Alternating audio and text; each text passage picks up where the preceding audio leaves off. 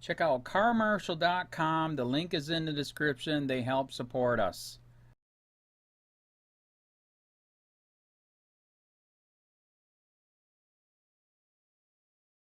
DEA claims synthetic THC made by a group of criminals is safer than actual weed.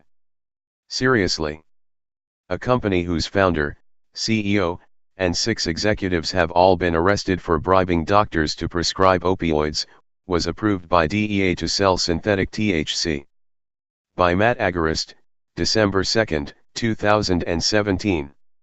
As the Free Thought Project previously reported, one of the manufacturers of a fentanyl drug was exposed for lobbying against marijuana, while simultaneously bribing doctors to push their dangerous opioids.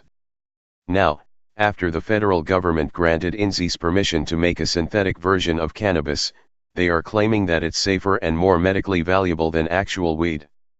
Seriously. The DEA recently announced through the Federal Register that the synthetic THC made by INZIS, sold under the brand name Syndrose, will be listed as a Schedule II drug, meaning it can now be prescribed by doctors. In the meantime, actual THC containing the exact same properties, but able to be grown in your backyard remains on the same scheduling list as heroin, noting that it has no currently accepted medical use and a high potential for abuse. INZIS has become notorious over the last 2 years after 6 former executives and managers were arrested on charges that they engaged in a nationwide scheme to bribe doctors to prescribe a drug containing the opioid fentanyl. Now this same group of dangerous drug peddlers is being given a partial national monopoly on the sale of legal THC, by the group who claims to protect Americans from drugs. Along with the executives, Michael Bayach, the former CEO, was also charged in an indictment filed in federal court. Even the company's billionaire founder, John COPWA, was arrested in October for his role in the bribery scheme. He was freed on a $1 million bail after pleading not guilty. Advertisement.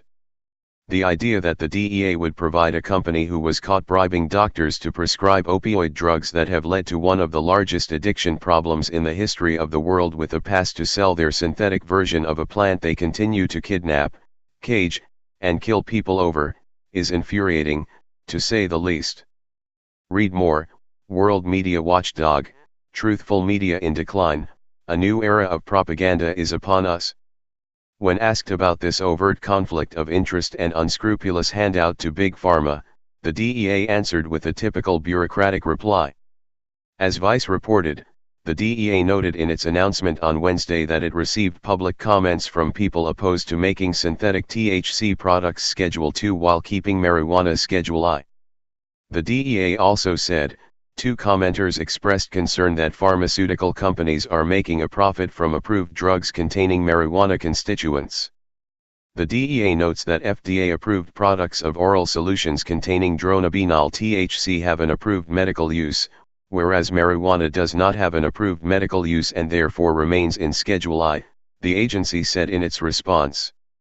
What makes this information so damning and hypocritical is that in September 2016, the Free Thought Project helped to expose INZIS Therapeutics for paying hundreds of thousands of dollars to keep marijuana, a plant that has never killed anyone, illegal.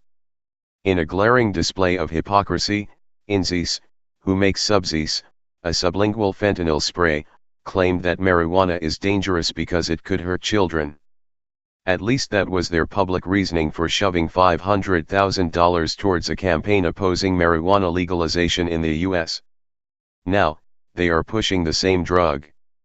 If you want to know why there is a drug war, ask yourself, who benefits from it?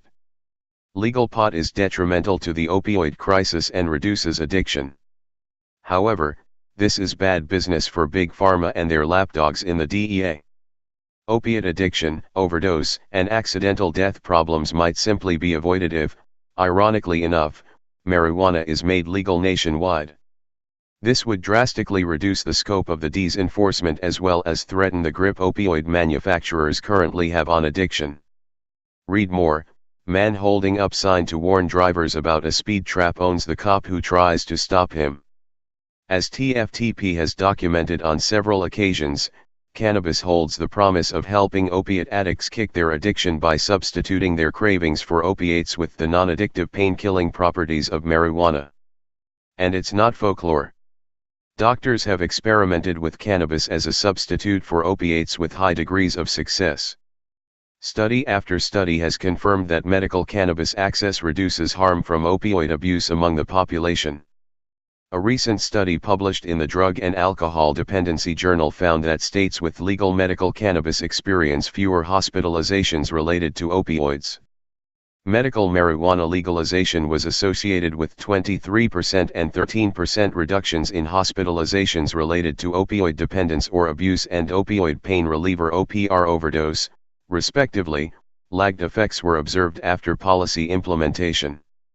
Researchers from the University of California analyzed hospital administrative records for the period of 1997 to 2014. The author reported, "This study demonstrated significant reductions on OPR, opioid pain reliever, related hospitalizations associated with the implementation of medical marijuana policies. We found reductions in OPR-related hospitalizations immediately after the year of policy implementation as well as delayed reductions in the third post-policy year. From the outside, this entire scenario looks like a case of Big Pharma pushing its deadly drugs while reaping massive profits.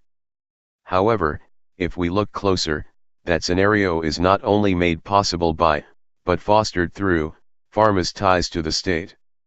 As people beg the state for more regulation, real free enterprise solutions, like legal weed, are being ignored, or worse, prosecuted.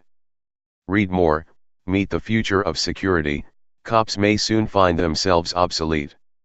Until this paradigm of government and pharmaceutical collusion and the war on drugs comes to an end, we can only predict that this epidemic of mass opioid overdoses and the war on the potential cure to get far worse." Hey Charlotte County, this is Charlotte County Cop Watch, and I wanted to explain what fair use is. You can use pieces of news articles if you're doing it for news reporting, you have commentary, and you're doing it for education purposes. So that's what fair use is, as you can see right here. Another reason why I wanted to make this video is to let you know I have just joined with Patreon. A nice thing with Patreon, I make no money on YouTube. They took the money away years ago, and so this is another way to give, and it's a nice thing too because you can give monthly. You can give $1, $5, $10, whatever. I do 4 to 5 hours a day on trying to wake the sheeple up on how corrupt it is and different ways that you can fight the corruption. So Patreon is a way that you can do it, and then of course the old way is still there. Donate to Sheriff County Cop Watch with PayPal or credit card. So keep that in mind. 4 to 5 hours a day. I make no money, but the corruption happened to me and I'm sick of it, so I'm trying to wake people up. But my wife would love it if if we could get some help out there. There's 47,000 subscribers. Just think if each one of you subscribers just gave let's say actually yes, $1 a month. 47,000 subscribers gave $1 a month. That would be awesome. That's not going to happen. But anyways, that would be great if it did happen. But do the math in your head. Just think about it. Like I said, 4 to 5 hours a day. I get no money from YouTube. YouTube has gone nuts. You can't do anything anymore. They're taking the money away everywhere. So these are a couple different ways that you can still help out with all this time that I put in. And as you know, I'm in a special situation where at least I can do it. 4 to 5 hours a day. We have a cleaning company during the day. That's what allows me to do this, and we're debt free. So this is my hobby. I don't go fishing and all that other crap. I try to save the world.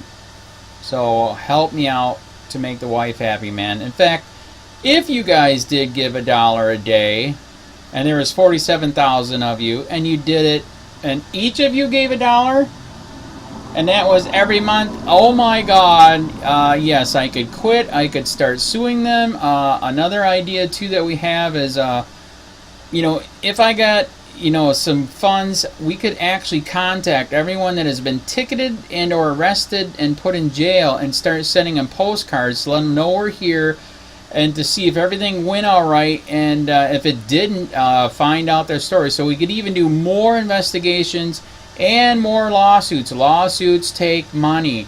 So just think about that. You know, 47,000 of you so far right now. You know, $1 a day.